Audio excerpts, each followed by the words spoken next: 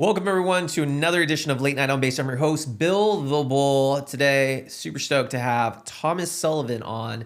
Not only on this show do we talk to people who are into crypto, that's cool, but one of the most important things that I like to do is bring on really interesting entrepreneurs, people that we can all learn from, people that don't go down the normal road in life to chase their dreams, pursue their vision, and what it takes to kind of like succeed in that realm. I find it very interesting, so I hope you do as well. Thomas Sullivan, my friend, how you doing? Yeah, great. I'm happy to be here. This is awesome. This is your first podcast, huh? This is my very first podcast. In this format, it's great. I'm really stoked. Yeah, I'm happy to have you, and I think I've known you for a while, and I consider you one of my good friends. But I also think you are a very interesting guy, and I think you have a story that can really, really resonate with a lot of people. And I think we're going to dive deep. Are you ready? All right. I'm ready to rock. Awesome. So Thomas, for those that don't know, and like I said, we come from the crypto world, but we also integrate entrepreneurs from the outside world. So I know there's many, many, many people who are either following me on X, Spotify, YouTube, who are coming across you for the first time in their lives. Yeah. So why don't you tell them, who is Thomas Sullivan? Wow, that's a great question. I guess to sum it up, I'm a guy that, in the beginning needed a direction. Like I think most people here, where's my niche in society? And I luckily found that in casting. It took me a while to acquire that, many years of hard work and just, I don't want to say depression, but definitely low times to, figure out where's my purpose here. Finding that gives you, all the hope and all the hopes and the dreams that you need to really go forward and pursue what you want. And casting was mine. And, it's every day's a grind. Nothing's really easy, if you're starting from scratch. But I was very fortunate, had some lucky breaks and some hard work ethic, and I got to where I'm at today, and I could still try to continue to climb. Casting Director. Yeah. You're in Los Angeles, California. Yeah. You aren't from here, right? No, I originally. Well, I say I'm from here now because I've been here now. It's 2024, so I moved out here in 2000. So I've been out here over 24 years. I moved out here when I was 23. Wow. So you can do the math. I've been out here longer than I've lived in Texas. So I think I can officially say I'm LA bound. But I'm originally from Texas. Graduated from Texas Tech. Go Red Raiders, and love them. I still miss the games, A day after graduation, drove out here with hopes and dreams of, I started out wanting to be an actor. I think most people that move out here, if you're trying to get into the entertainment business, you want to be an actor. And that was my journey. I didn't know anyone. It was not the smartest move to come out here cold turkey and without having any connections and knowing how to navigate the waters. And it took me many years to figure out where I fit. And luckily, casting, I found that niche and I just pursued it full force. And it's been great. I've been in casting now for I started in 2008 and 2007, 2000. I started volunteering first. And I really started putting the pedal to the metal, I'd say 2008, 2009, and I've never looked back. It's been pretty phenomenal. I think your story is very it's like the American dream in the sense of like an entrepreneur takes a leap of faith, risk. Like you're young, but you're just like, I'm going to go for it. And I think that's commendable. I think that's honorable. I think that's.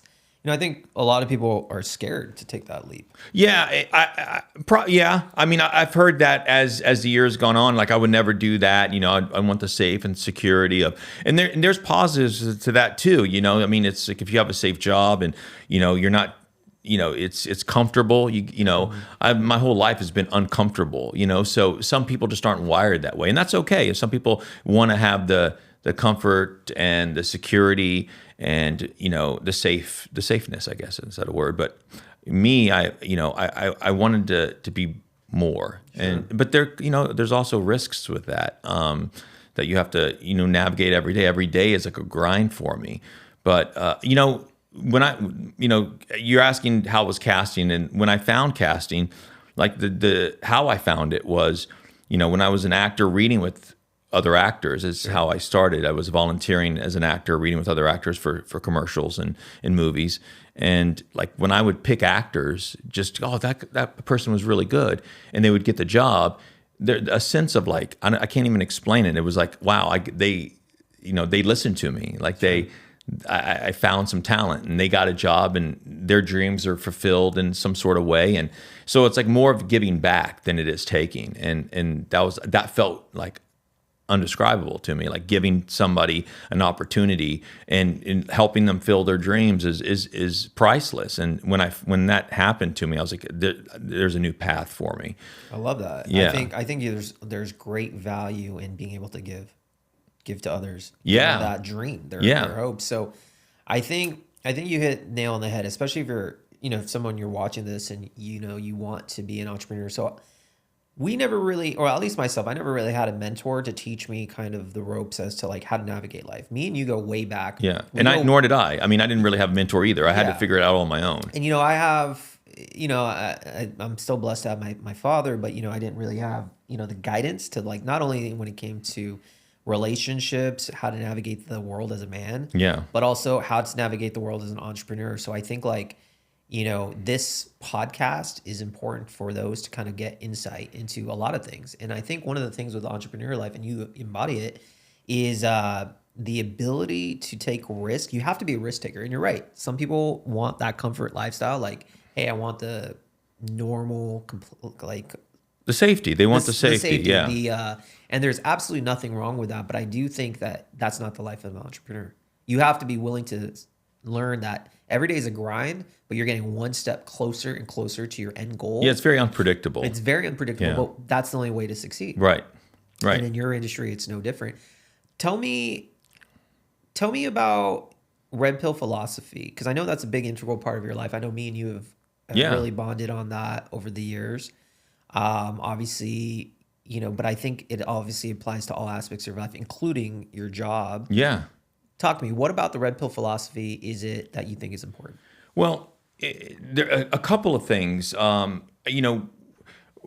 we met, like we were both learning, navigating, because if you don't have, like for me, I'll just take it from my personal experience. My dad passed when I was very young, so I didn't have a father figure to really, guide me. So I had to, I had to figure it out on my own, and I was lost for a very long time. So so books were like the things that I, turned to.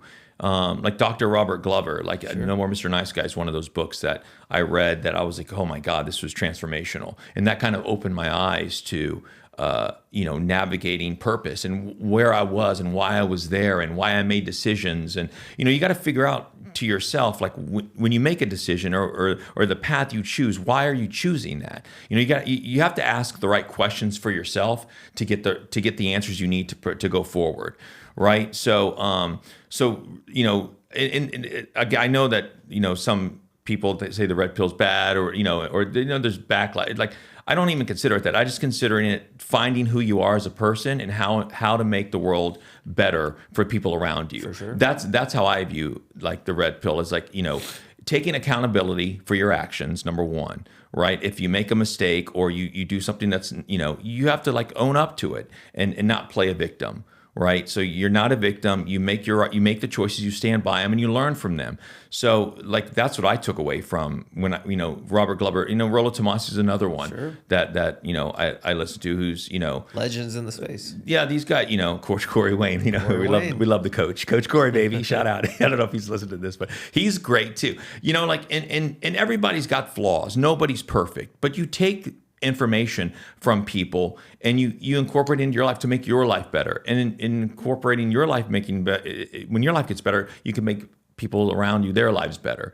And, that's the one thing that really resonates with me is like, you have to have a mindset of charge forward and make good choices for yourself that benefit society also. And I think that's a big part of why I resonated with it, because it's nobody gets, if you complain all the time, you're never going to go anywhere. Absolutely. You can't complain. Life is tough.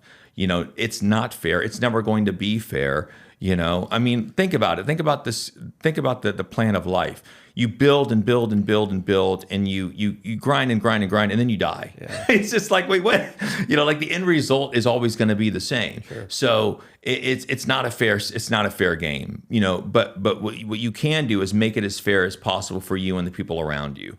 And that's what I take away from it is there's multiple aspects too. I mean, as far as, you know, we talked about dating, right? Sure. Remember when we first connected about dating and the struggles of LA and dating and, you know, and those that's a whole other bag. But knowing yourself and knowing your purpose is key to being successful in all aspects. And I, you know, if you want to call it the red pill, which, you know, it is, it's like, it's finding that purpose in for you and helping the world around you helping the world around you be better. Yeah. I mean, it's basically teaching you how to be a masculine person in today's society. And I think it's weird because to now it's like, you know, being masculine is like a negative thing, but it's like people that change the world are masculine, you know, people that, you know, you have to take charge of your life.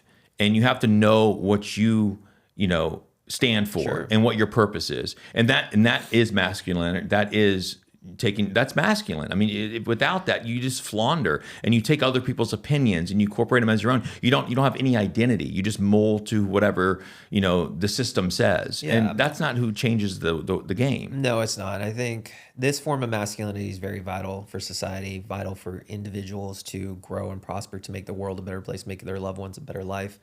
Obviously, you could take anything that has extremes, right? There's toxic masculinity. That's not what. There's always extremes. And there's always extremes, and that's not what we're condoning. But teaching yourself how to be a masculine, especially as your man in society, is important, especially as an entrepreneur. Because all the traits that you learn about purpose, dedication, commitment, those are all traits that you can also use, that you need to use as an entrepreneur, because every day is a grind, but you have a purpose. And I think, have you ever read the book Think and Grow Rich? A couple of times. Yeah. So amazing book. And it's all about, you know, I'm very much into manifestation. I truly believe in that. The Ford story is great. Yeah. Yeah. The power of positive thinking, but also deep down in that, everything he's describing, and this is back in the 30s, I was just talking about, it all comes down to one thing: having a purpose, putting your mind to whatever it is that you want, and it will come true. But like, you can't just sit back and relax and hope it's going to happen. You're going to wake up every day and go for it, which comes through masculine qualities of dedication, purpose, determination. So that's what the red pill teaches. And I think in today's society, it's a dying breed, fortunately. Yeah. I mean, there's a lot of negative, I guess, perception on it, because, you know, there are some figures that are very, very hardcore that put a bad spin on it, you know, but there's always going to be good and bad with everything. You just got to take the values that are true and that make a difference and use those values and get rid of all the BS. And some people can't do that. Some people they take everything that's said as gospel, and you have to be smart enough to discern what's going to benefit you and what's going to make you a better person, and discard everything else. Sure. So, and I think, you know, some people just can't do that, and you know, the people that can, you know, they succeed, and that's how that's just the system at large. So you come to LA. Your first goal is to be an actor. Yes. That's your journey. Right. Then you get into casting. I get into casting, yeah. Talk to us though, because again, as an entrepreneur, it's not all roses. You need to experience hardships. I truly believe, like, I failed many times in my crypto career to get to where I'm at today, but I'm blessed to have those failures, because I wouldn't be here, and I've learned it. So I know failure people should accept and learn from. What was some of the struggles you faced as a aspiring actor? Oh man. Okay. 40-minute podcast. let me give you the, I guess, short version. So, you know, moving out here, I had many jobs, you know, as I was pursuing acting. Again, I didn't know anyone. I didn't have a mentor. I did everything, this is 2000. So, you know, YouTube, all these social media things were not around. So you have to do drops. You take your headshot in an envelope and put them and drive around all day and drop off your headshot in front of the casting offices. It was a grind. But, what I did in the day was I worked for the gas company and I read gas meters. So I did that for a very long time. I mean, in retrospect, it's like, you can't believe I did it for almost 11 years. So that was a grind of a job. And it was, you get up at 5 a.m., you get ready, get to the base around 6. You start your route around 6:30, and you're dealing with not only are you dealing with bad weather conditions, if it rains, if it's whatever the case, you're out there. So there's weather conditions. There's if you have a hilly route, you have to walk up hills all day long, and you do about 15 to 20 miles a day. Wow. Walking. It's probably anywhere between 5 to 15 miles that you're walking per day. It could be sometimes 20, just depending on your route. If you have a double book, if somebody calls in sick, there's a lot of things that will go on after that. But then you have to deal with bad dogs. So I've been bitten a couple times. Oh, wow. Going into people's yards, dogs come after you. Then you also deal with customers. Some of these areas aren't the best areas you're going into. In fact, most of them, they're not the greatest areas. And you're going into people's yards, and I've had shotguns, pistols pulled out, when I'm walking in front of people's yards. Who are you? What are you doing? Wow. You're dressed in blue. They think you're a cop, and you're going into areas where they don't like cops. Yeah. So it's not a great combination. So, and then you're dealing with bugs, and I've had so many spiders and things crawling on you because you're going through bushes and bees coming after you. Like there's so many other aspects that you have to deal with on a day-to-day basis. Wow. Every day it's like, am I going to get bit by a dog? Is a customer going to pull a gun out at me? What is the route I'm going to have? Like in the first year, you don't have your set routes.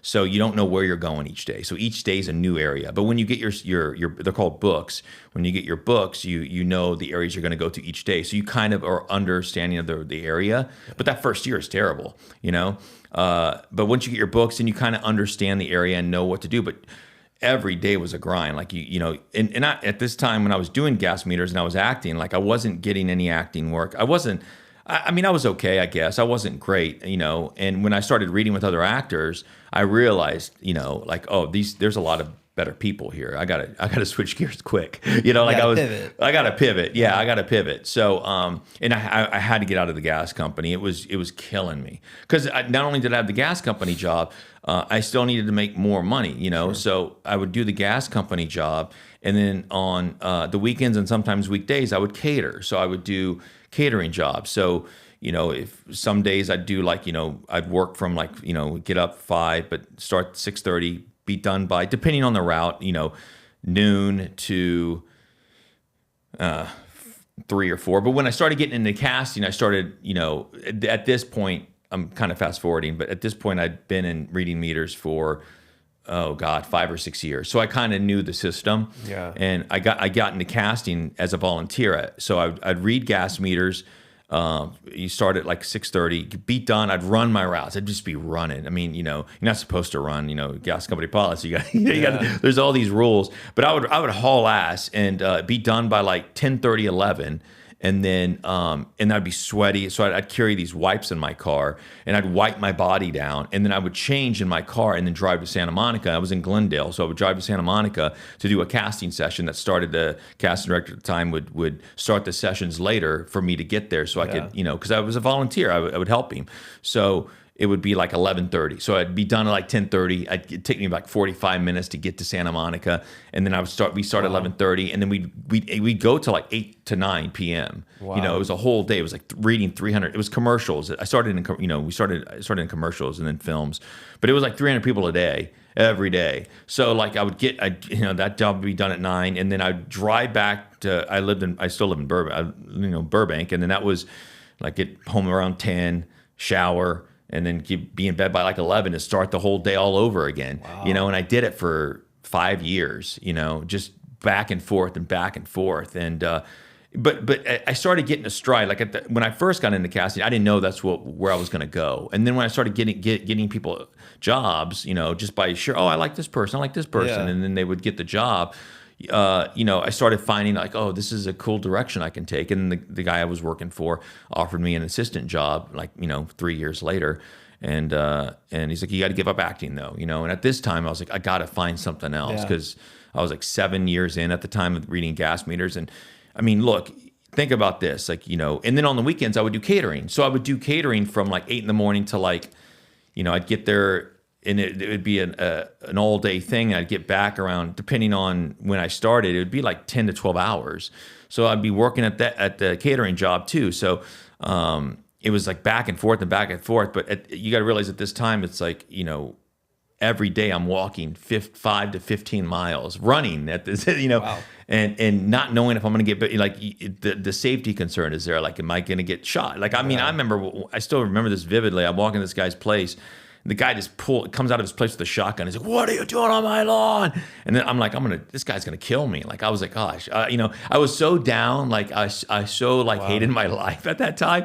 Well, I was like, this is kind of a blessing. Like, I'm gonna go down in a blaze of glory. Like, that's how low I was. Like, I didn't know, I didn't have a way out. Like, I didn't know what I wanted to do. I had no direction. You know, acting wasn't working out. And I was just lost. I was lost for so long. And, but you know, as I started getting my feel into casting, I started, okay, this could be it. Maybe I could have a career in this. You know, maybe this is my chance to work in the entertainment business. And so far, it's been great. You know, like it worked out. But man, to get to that point was not easy. I mean, I had some low lows, man. Like, you know, I mean, luckily I didn't turn to like drugs or alcohol. Yeah. I mean, that would have probably really put me back even more. Like, I just lived in the misery.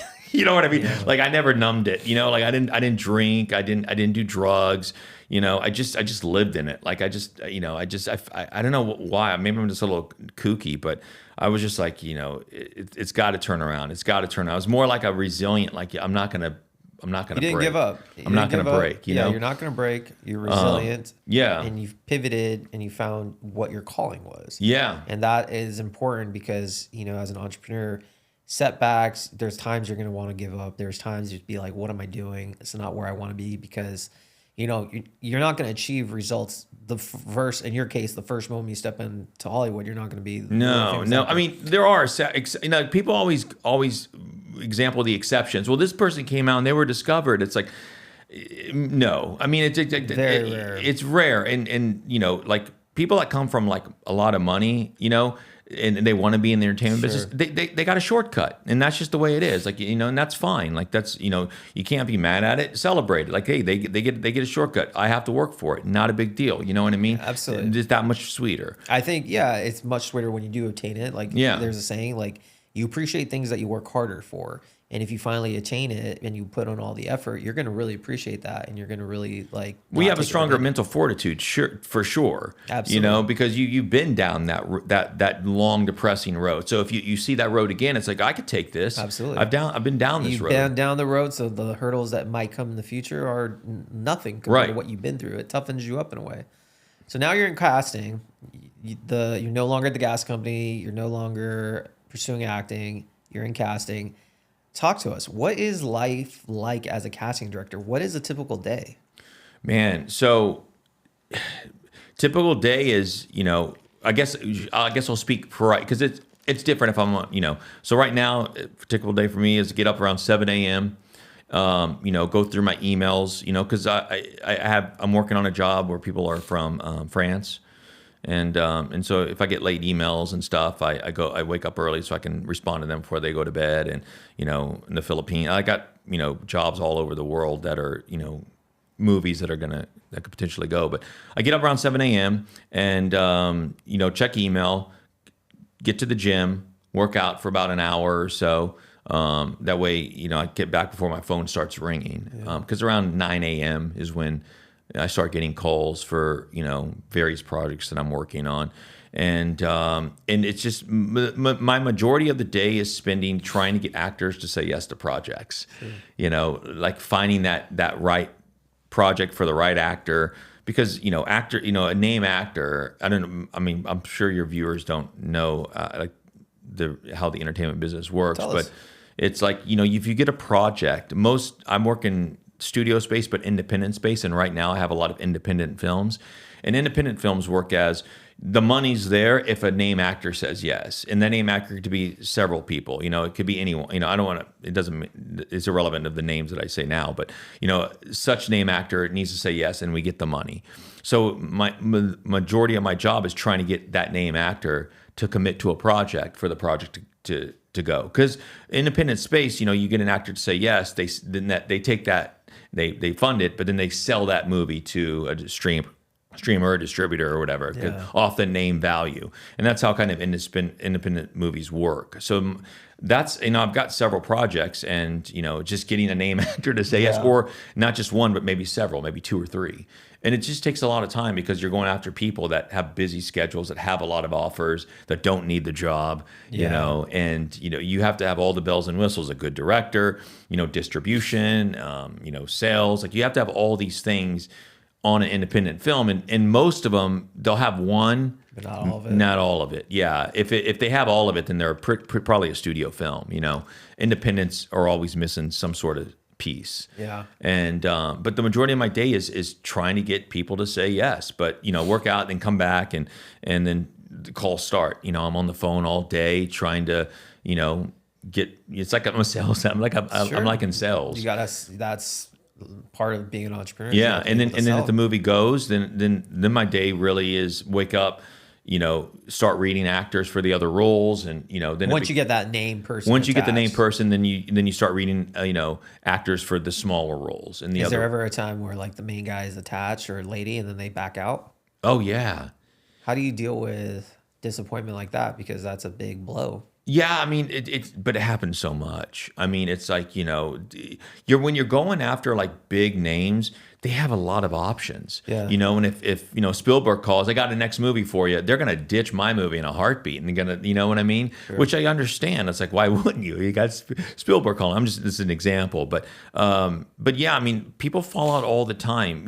Via money, their scheduling, they have something else better come along.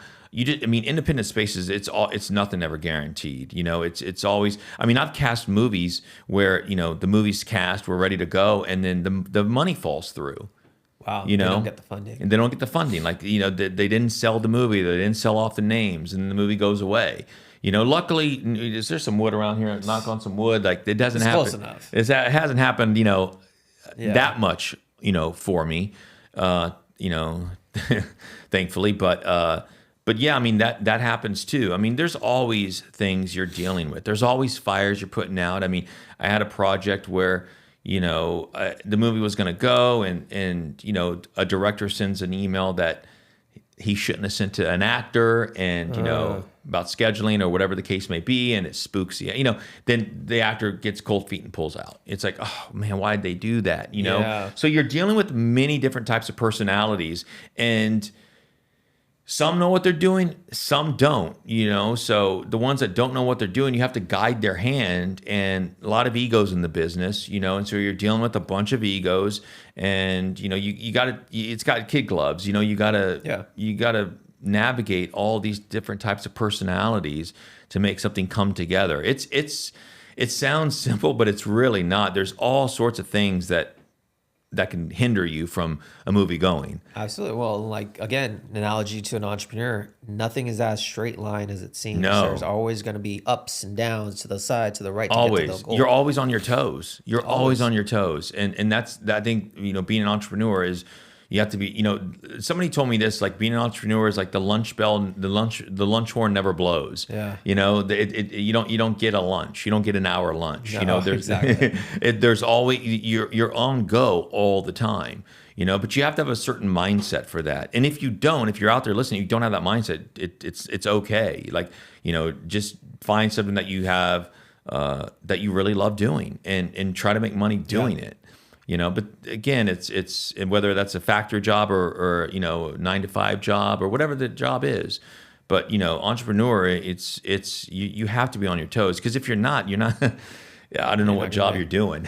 Do casting directors get paid? I was always curious. Do casting directors get paid only when the movies fit like completely casted, or are you getting paid like? Because I would imagine like if a main actor drops out and the movie doesn't go, and if does that affect your payment? Well, that's a great question. Normally, I do my deals where you have to, before I pick up a phone, make a call, put an offer out, you have to pay me something. Good. So I get a retainer. It's like a consultant fee. Gotcha. So you get a consultant fee, So and you're you getting consult. something, Yeah, you consult on the movie, and then there are some where I don't take a payment, but I'll take an executive producer credit.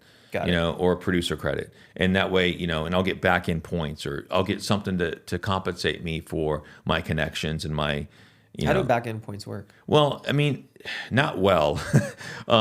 Most people don't ever see a dollar, getting back in points. So what I kind of do is you do like a streaming deal or something now. Like if the movie streams on Netflix and gets a certain amount of views, or Amazon, or you get a bonus. Like so, Got it. if it becomes number one on Netflix, you get a $50,000 bonus. Or wow. you can structure deals to where you get some money up front if it does really well. Got it. That's all lawyer jargon of contracts and stuff. But you're a lawyer, so you kind of understand that. So, but I usually try to structure my deals like that. But if the movie has to do really well, it has to make $100 million plus. Wow. Or if the budget's $2 million and it makes $10 million, well, that's a huge profit too. For sure. So. But it is a rare thing, that movies come out like that. Most movies either break even or lose money. But I try to do my movies where they all make money. What's the most memorable movie you've been a part of? Oh, Casting. Casting. I mean, there's so many. I mean, I guess Green Book is probably the most memorable because it won an Oscar. I got an Oscar in my claim. First Oscar, congrats. Yeah, thanks. First Oscar or more? Yeah, well, no, that's the first Oscar for. I mean, they don't have an official casting director. I think they're doing it next year. But look, I still got the Oscar. It's Best Picture. You know what I mean? So I put that cast together. Me and the other cast director Rick, we put that movie together. So That's amazing. I'm since a part of that I mean, I was responsible for it.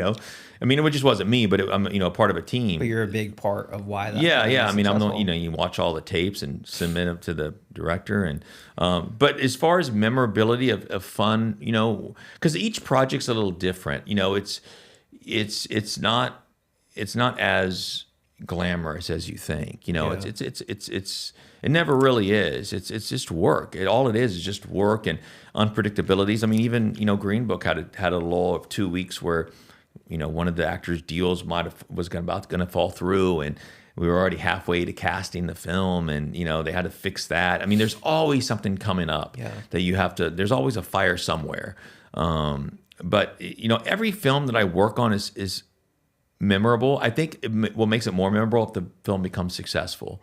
Then it's like, oh, that movie's successful now, and then I remember the film again. Yeah. But most casting jobs I do, I just do the job, and I don't like after the job's done, like I totally forget about it. And I start focusing. I got to get my next job. Like that's kind of where I'm at. I don't, the accolades are nice. I love the accolades, but I just want to keep working. I want to keep giving people jobs. I just want to stay busy. That's kind of my motto. Like once the job's done, like I totally like, okay, great, it's done. If I hear something about the job that's done, it's not usually good. It's like, oh, we didn't get paid, or there's an issue with something. Like no one calls you and say, hey, the movie's doing great. Nobody does that. If you get a call after the movie's done, it's usually not a good call. It's always something's happened. Yeah. So I'm on to the next thing. Once the movie's cast and I get my checks and I'm on to the next, okay, got to get the next job. That's an entrepreneur. You have to think that. What's the next job? Where's the next check coming from? Absolutely. You gotta keep your eye on the prize. Keep going. You have to. And that's what that's my mindset every day. It's like every day I'm thinking, can I get another job? Can I get another job? I got multiple jobs going, but I want another job. It's like a crack act. We need more. I need more. Yeah, Same with me. I need another podcast, guys. I need another podcast. Even though I got plenty lined up. When's the next episode? Yeah. And that's I guess that's a true definition of entrepreneur. You're always thinking ahead. Yeah. Not thinking behind, but thinking ahead. Like, what's next? What are we doing? And that's like, I guess, the ultimate drug, right? For sure. Do you invest in crypto? I do. I have some ethereal coins and Ethereum. Ethereum. I've got some Bitcoins. Ooh. Yeah, I've got a Coinbase account. I got some stuff in Coinbase. there. Yeah, That's amazing. I got some stuff. I remember you telling me years ago you got to get Bitcoin. It was like $2,600. I mean, and I was like, I don't know, man. I kick myself. yeah, I kick myself. It's funny when I speak to people who aren't like in the industry like me. Like obviously most of my audience is crypto people, so it's always cool to see like people outside of the market. Like, do they even invest? Know it? But I think it's starting to pick up, and I think people are at least dabbling in. And I told you a long time ago you should get some. I know, and you got some Ethereum. I got some Ethereum. Man, I still think about that when we were. I still remember where we were at. We were leaving an indoor volleyball game in Santa Monica. Oh yes, from Zog. Remember that? Locally, locally here. And you're like, dude, you should get it. It just dropped to 2,600, man. You should get some. And I'm like, oh man, at the time, and it was like what 10 years ago. I mean, it was like 7 years ago. Yeah, I was like, dude, I just didn't have an extra. It was like $2,600. It was like back then was like a lot for me. For sure. And I was like, man, dude. I should have just got a charge card and just charged it, I mean, it's not horrible. Here's some advice, though. I think the market's going to pick up real fast. I hope it does. I think, regardless of anyone's political affiliation, I think if the market, if one candidate in particular wins, I think the market's just going to go parabolic. And I think regardless, I think it's going to be due for a big run. So I don't know if you're interested in buying some more crypto, but I was actually thinking about when I was driving up here today of buying some more Bitcoin, just buying like, 10,000 or, I mean, hey, depends on your risk tolerance. I think it's not a bad investment. Again, not financial advice, but right. No. This is just us talking. If you ever need crypto advice, I could tell you. Yeah. I'm like deep in the trenches. Would you say Bitcoin or Ethereum? Which out of those two? Neither. Solana. Oh yes. Tell me about Solana. Solana is basically what Ethereum is. It's like the top 4 coin. Okay. But it's like widely used because we're in something called the meme coin super cycle. And Solana is its own blockchain, but it's like retail friendly. Like everyone uses Solana more than Ethereum, to be honest. Really? All the volume is on Solana. And for Solana, you can get it like right now it's around $180. And it's basically what Ethereum was back in 2017. And that thing ran from like 150 to about 1100. I personally, this is again my no. I believe in by the end of this bull run, whenever it is, like it'll hit over 4 digits, like probably 1,000, 1,100 each. I'm very bullish on Solana. Where do you buy? Can you buy it on Coinbase?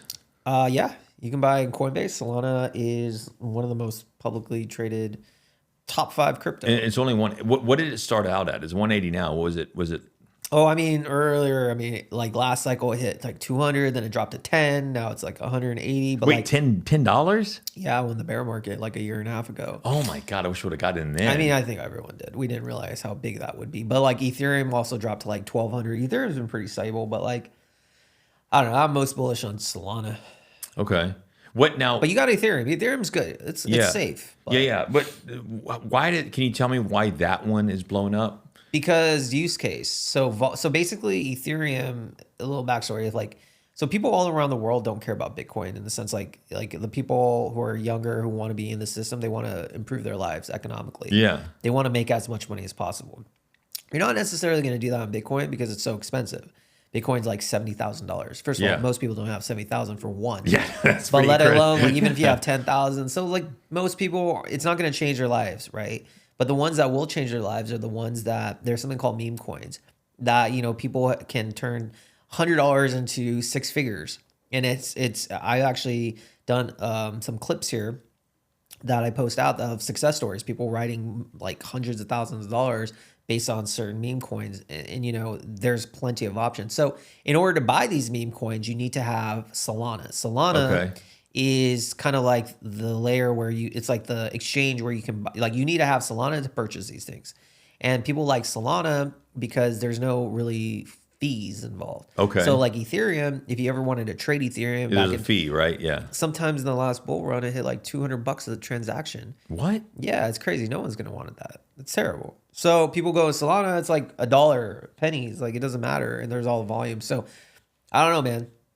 Solana. Okay, I might put some cash. If it's 180 now, I mean, if I.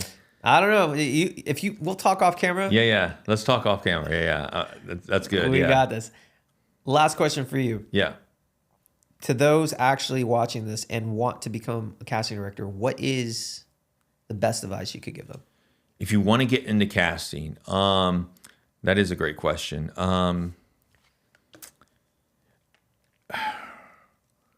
If you really want to get into casting, I would volunteer first. Find a casting director you really admire and what they cast. And know getting into casting, you're not gonna. It's no pay. I mean, you're gonna need another job. So you're gonna have to work your way up. You don't get into casting to be rich. Sure. I didn't get into becoming a casting director to get rich. I just did it because I love doing it. Like I get a fulfillment out of it. It's not a rich man's business, unless that's why I'm kind of getting into producing, right? Like, cause that's where you make your money. Casting, you don't, unless you're one of the top 5 casting directors, they make a ton of money because they have all the projects, all the studio projects, but if you're getting into it, make sure you're getting into it because you love it, not because you're trying to get, a lot of money out of it, because that's not going to happen. Yeah. So I would say, volunteer, know actors. You have to know a lot of actors. You have to really like watching TV shows, movies, and you have to have an eye for it. I mean, you have to know who's good and who's not, who resonates with you, who doesn't. And that opinion has to resonate with the majority of the people. Otherwise, then you're bad. Then you're going to be. It's like you're not going to. Your movies aren't going to be successful because everyone's going to think that they're a bad actor or whatever the case may be. So, if you want to get into casting, I would say volunteer. Look up people. You can go to IMDb Pro. Or if you're watching a movie, that's a cast director. Go to IMDb Pro and see how you get in contact with them.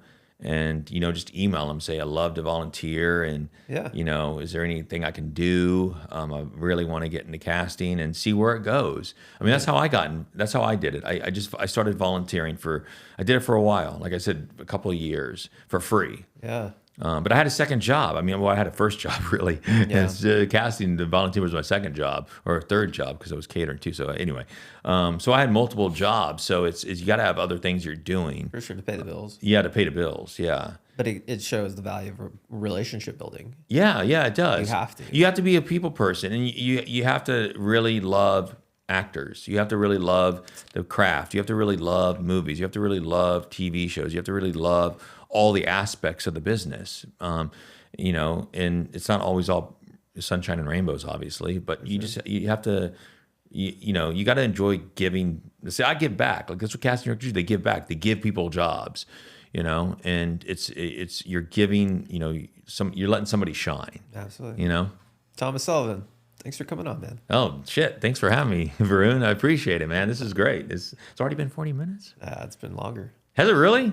It's what happens when we have a great convo. Wow. Okay. To everyone listening on Spotify, head over to YouTube. And on YouTube, we're going to put Thomas Sullivan's information, maybe whatever you want to give us. I don't think you're on X, right? But maybe some your best. I am on X. What's the best way if they want to contact you? Is there something page you'd like set up? Instagram? Or email? Email. I guess email. Okay. Yeah. I mean, my email's on IMDb Pro, but it's easy. It's thomassullivancasting@gmail. Well, guys, we're gonna put it up there, and if you guys have any questions, or maybe you are somebody who wants to make it into Hollywood as a casting director, who knows? Maybe you can be a volunteer for Thomas. But anyways, thank you all for watching. We hope you enjoy the episode and learned a thing or two. Until next time.